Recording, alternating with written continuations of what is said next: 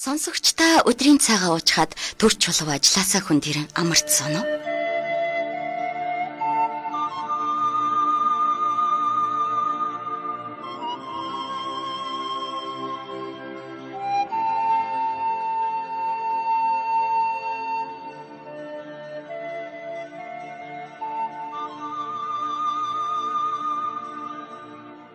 Таны богино амралтанд зориулж утга уран зохиолын яруу ихшгээр аялуулъя. Та унших хэрэггүй, зүгээр л сонсоорой. Цай уух зур радио нэвтрүүлэг. Сайн мэцэн өрхөмд сонсогчдоо та бүхэндээ их өдрийн мэндийг хүргэе. Их Монгол радио сонсогч та бүхэндээ ажлын өдрүүдийн даваа лавг баасан гараг бүрийн их өдрийн 14 цагаас цай уух зур утга уран зохиолын цаг нэвтрүүлгээ өргөн барьдаг байгаа. Бид энэ хүн нэвтрүүлгээрээ зохиолч Сэрчин огтой үр цайхын их хүн бодит амьдралаас сэтвэлсэн хайрын дуучийг цовруулаар хүргэж байгаа. Ингээд аль биесны зөвшөөрөлтөөр энэ хүү 2 дугаар дэвтрийг та бүхэндээ хаваалцж байгаа. Ингээд өгүүлгийнхаа үргэлжлэлийг та бүхэн яг одоо шууд эфирээс хүлээн сонсноо.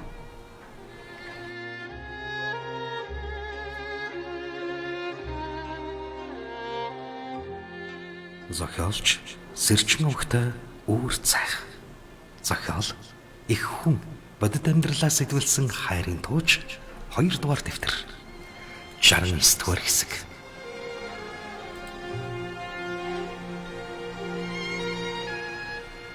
Сансныг бодоход гийчин нэр юмны наад цаадхыг ойлгодог бололтой чимээгүйхэн толгойд охин байж. Ах минь дээ ойлголгүй яах вэ? Амьдрал идэгч наалагтай ирэнтэй. Эрэгтэй хүүхдийг төрсөн гал холомтноос нь холдохоор хожмын амьдрал нь эргэчгтэр юм гинлээ. Таны зөв бөө зөв. Том болоод ээжигээ эргэж тойрох байлгүй дээ. Ах минь санаа бүү зовдоо.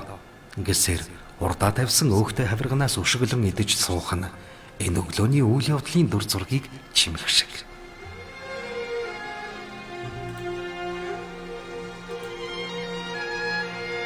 Домчир харамж талдгийг гараад удаагүй байхад залуугийн яриаг сонсчхоод хэсэг дуугүй сууж байснаа. За нөгөөдхөө гаргаад ир дүү минь. Боцож ирээд хэрэгтэй юмыг нь бас хийж өгье. Өөрийн тусыг бүтээхийн тулд эхлээд хүний хэргийг бүтээх хэрэгтэй. Гэхдээ гийчнэр гайхсан юм байртай. Юу нөгөө юм бэлээ хаа? Хэмээн асуугаад Домчир гээ тэр настай эмэгтэй чамд ямар нэг юм өгөөгүй юу? Гэхэд гайхсан ир нэг нүдэ боосон давууга зааснаа. Гээ энийг л надад өгсөн дөө. Миний нүд чинэж өвдөж байснаа энэ давууг зүүнгүүт гайгүй болдох юм л да. Хэмээн нэмчгэллээ. Домчир түүнийг харж сууснаа. За илүү. Надад тайлаад аваад ир. Энэ дэлхий чэдэ янзан. Хэмээн өөртөөгөө ярьлаа. Гээчингэр гайхсан хിവэр. Энэ дотор зүгээр 5 салаа хийсэн байгаа л гэж хэлсэн шүү дээ гэж хэлэнгээ нүдээ дарж боосон давуугаа өгөхөд залуугийн нүд цаана нь хонхоож хатснаасаа болоод анигдсан харагдана. Домчир давууг аваад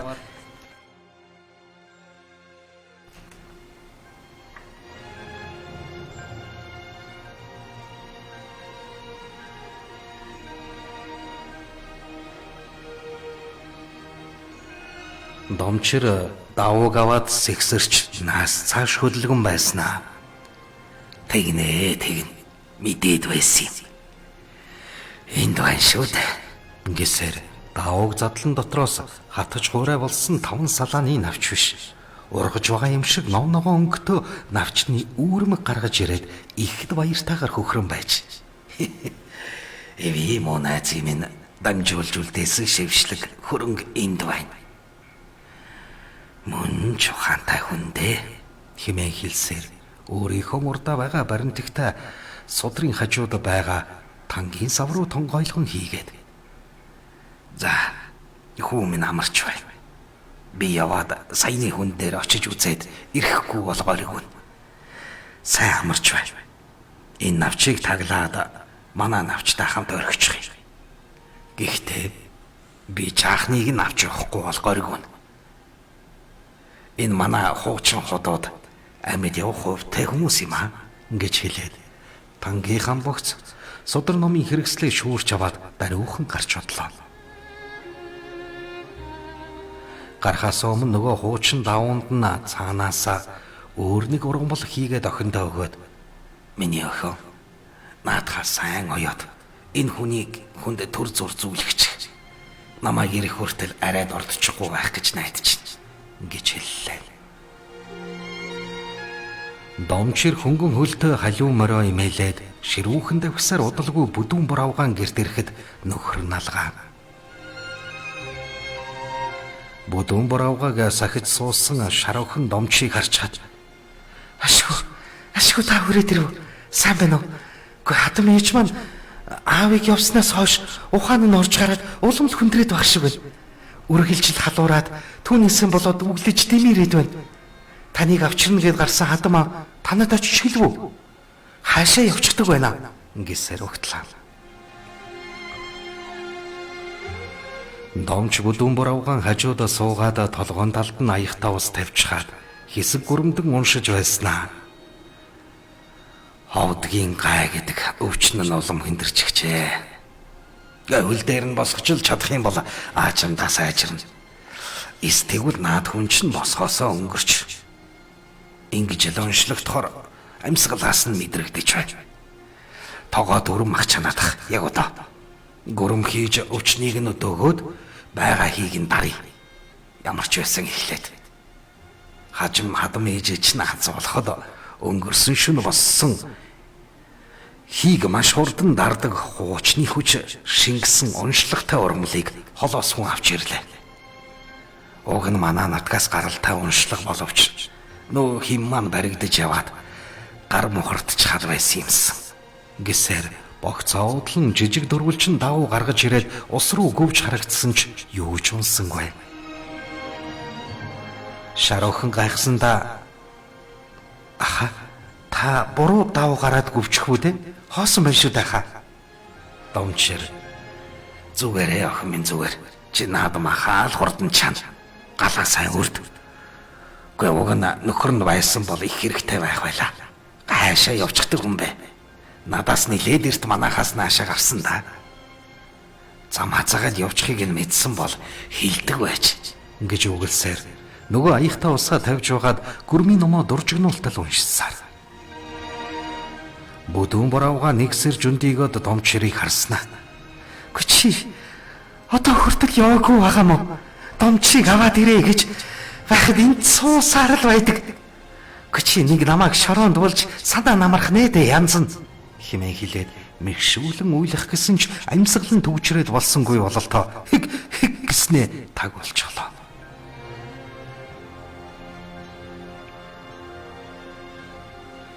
Ингэж их сонин төвчрээд байгаа ачаа. Шаруухан бүр айчсан нөхөр нь хонио эргүүлээд явсан болохоор өглөөнөөс хойш хадам ээжигээ янз болохт нь зүрх намаар нь гарчдаг хүн байж домчирснээр үүрэг хариуцлага хүлээлгэн өгчлөө гэсэн шиг галаа өрцөөрл.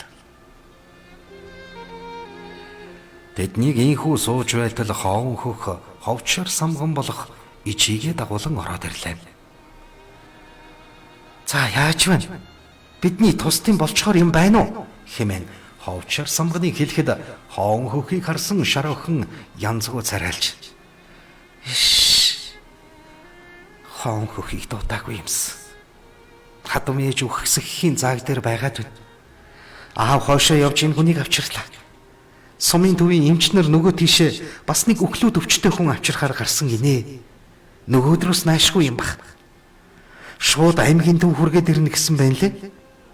Ёстой нэг балаа юм болж байна гэсээр шаруухан нулимсаа арчин гал өрдөж суулаа.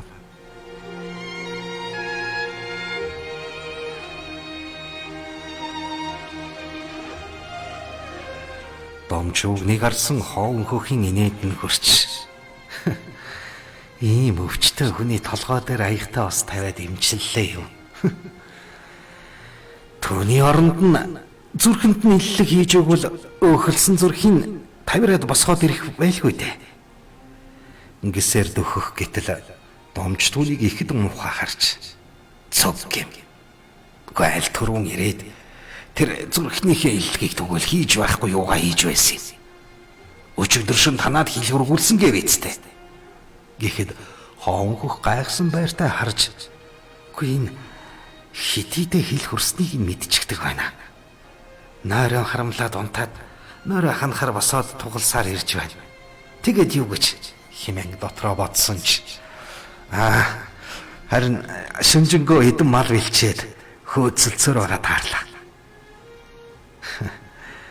Чамд ямар юмных нь мал байх вэ? Манайхаас авсан ганц хончин бэлчдэггүй юм бол химэн домчир ууртай өгөөдлөө. Гэн нэр тийм л дээ. Энийг их баярлж байна. Намайг малаа барсныг мэдсээр байж тавлж байдаг химэн шүлзэн хорслоо. Ховчор самган хоон хөхүүгээ нойрондоо дийлдэн шүнжин унтаад өглөөч босож чадахгүй байсаар арай гэж нэг юм үндийж нөгөө авчирсан малаа арай хийж гаргаж төхөөрсөн ч арай чанаж амжилгүй ичигээ дагуулan бүдүүн бор авгаан зүрх нь багтраад өгчүү яав химэн хоорондоо ярилцсаар гэрийн гадаа буусан нь инээ. Гэвч үхэгүүгээр үл барам газар нүүрэн туяагийн ч гисэн толгой хавьдан домчир суугаад аяган дус хийгээд ном айлдаж байхыг хараад ховчшар самган сүсгэлсэн боловч хоон хөхийн игдүүцэл хурч дээр хүүгийг хилээд бурууджээ.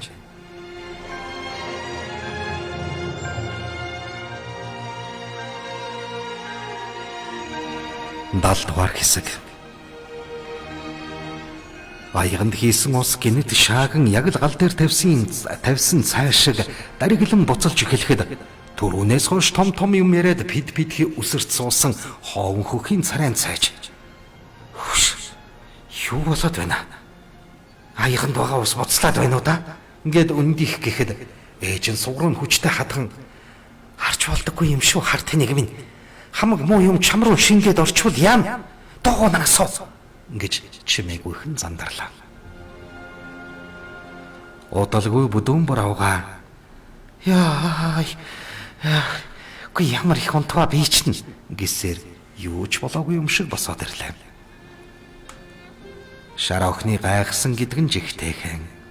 Харин домчир юу ч болоогүй юм шиг ном судраа айлдан аягтаа усыг улам дариглуулсаар.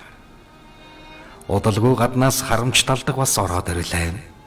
Домчир шар охинд хандан тогоо дүрэнд мах чанахыг үүрэгцнээ дахин нэг сануулan. Бачи тогоо дүүрэн мах чансан биз? Наад маха юу ч битгий харамл. Бага бүх маха хийгээд ч болов тогоогоо заавал дүүргэн шүү. Ингэж дахин сануулсаар. Зааха гэсээр дахиад хідэн хавирга нэмэхэд дариглан буцлаж байсан шүл хэсэг зур намдснаа дахиад буцлаад эхэллээ. Харамж талдаг орж ирэхдээ домчирийг дөрвөлэн ирсэн байхыг харж хаад. Гүй ямар хурдан яваад ирэвэ. Гүй замдаа хазааж эдэн адуу руугаа хальт эргээд хоцорсон бололтой. Гэж бодсоор хоймортоо дуглан суухтаа эхнэрээ босчихсон суугаа хараад зочих шиг болж. Вэ эцэгч. Ухаалтад байсан хүн чинь юу ч болоогүй юм шиг сууж байх ч нэ химэн бодоод. Гүй чи би хаана гайгүй юу? Юу болж байна? Гүй чи нэрээ бидний хэсэг сандраглаа шүү. Ашгүй энэ багшлам ирж байж чамааг үнд илгэх шиг боллоо. Химэн домчид талцсан маягтай манжиллаа. Бүдүүн боровга тэнэгдүү царай гаргасан чигээр. За жаахан үндэсний төлөө юм олон юм ярьдгийг гэж бодоод ханцуугаараа нүрээ шудран арчаад. Алуу хоол олж байна уу? Яг өлсөж өгөх нь байна. Химэн өөрийн бус хоолоогоор хэлэхдээ нүдэн томрон царайн хачин болжээ. Дүүний дуу сонссон үгэн нь агц хийтэл зочин. Гүй хийц. Гүй наад хоолоо амчин яагав ээ. Бүр хүн зочоогоо хайчих юм. Гэхэд бүдүүн боровга дахиж юм дуурсангүй зөвхөн тогоотой хоол руу харсаар суухач.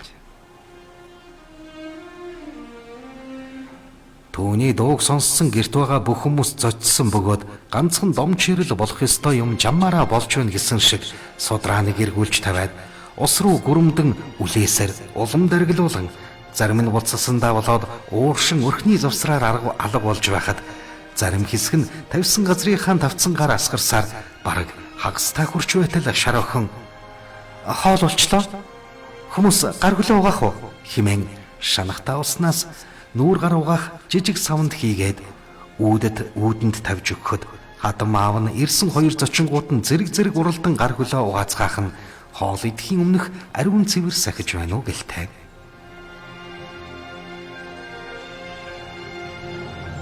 Түмпүнгээр дүүртэл мах гаргаад шүлийг нэг савнд хийлгчгээд аягны оролд огт тос өгөхгүй баахан нитэг болсон шүл хийгээд хажуудаа тавиулсан домчир. За наад маха бүгдийг нь энэ хоёрт өг. Та хоёр одоо сайн идээд үлдснийг нь аваад харьцгаа. Ном айл дүрийн хишиг юм шүү. Хожим ээжид чинь энээс илүү том буян тохойгооч билүү? Үгүй ч билүү?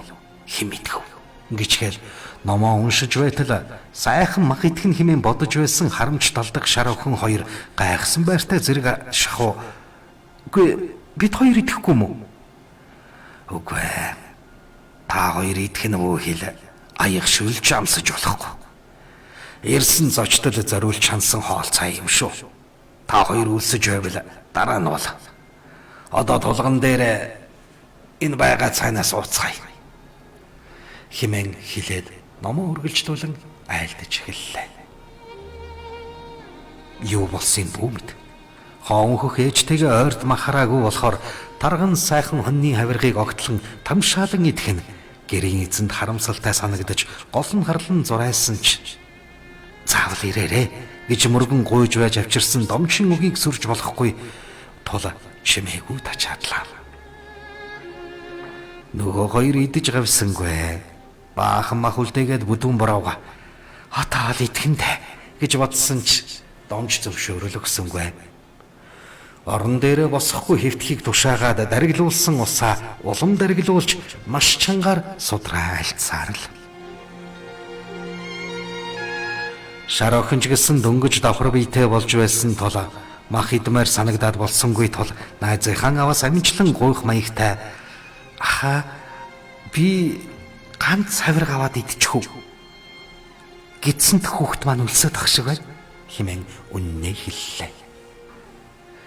Айлдаж байсан судраа хойш тавиад энэ аягтаа ус буцалаад дуусгаар идэж болно гэсэн зөвшөөрлийг өглөө. Харвал бараг талдаа орчихсон даригласаар л. Гэвч домч номоо зогсоогоод босож ирснэ.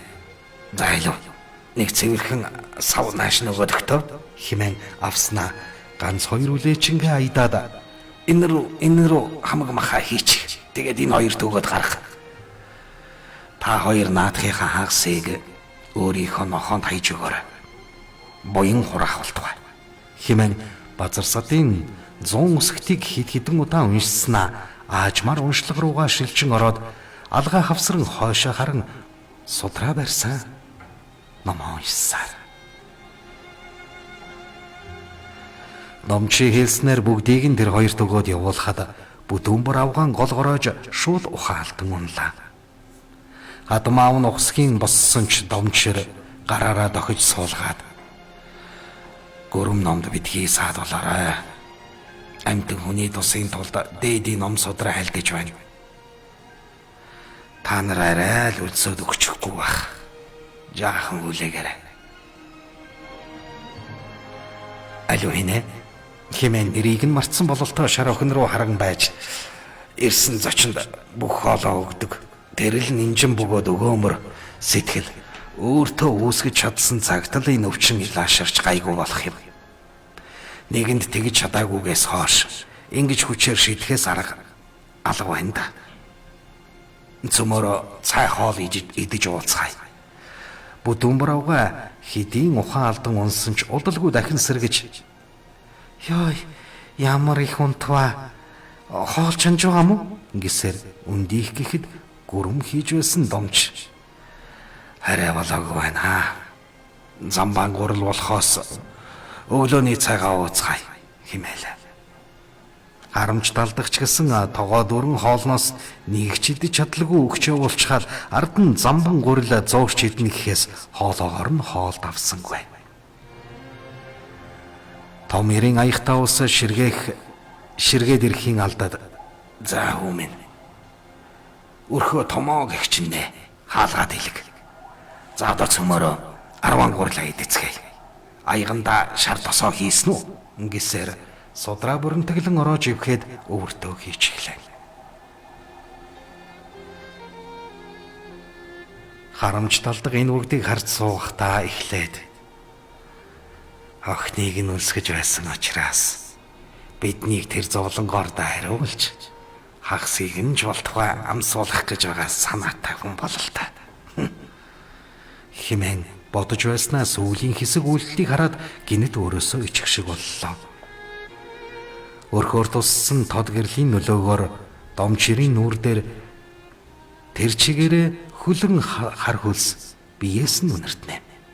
Харин бүдүүн боравга зуурч өгсөн замбан гүрлийг ихэд дуртаар тааламжтай нарахгүй идэж суугаа харагдана. Үргэлжлэл бий. Зохиолч Сэрчин овогтой үүр цайх. Зохиол их хүн бодит амьдралаас сэтвэлсэн хайрын тууч. Радио редактор Баттуул, компьютер графикч Цэнтава, өгүүлэгч Хос хоёр. Их Монгол радио 2021 он.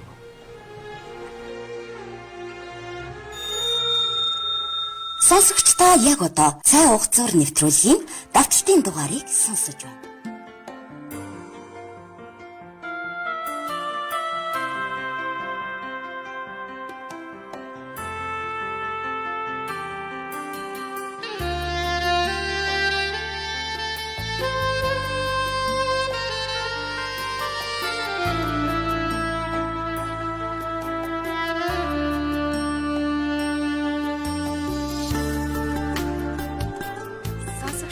Их хүн номыг бүрэн ихээр нь худалдан авч уншихыг хүсвэл 88 10 17 14 88 10 17 14 дугаард холбогдож байгаа газраа хүргүүлнэ.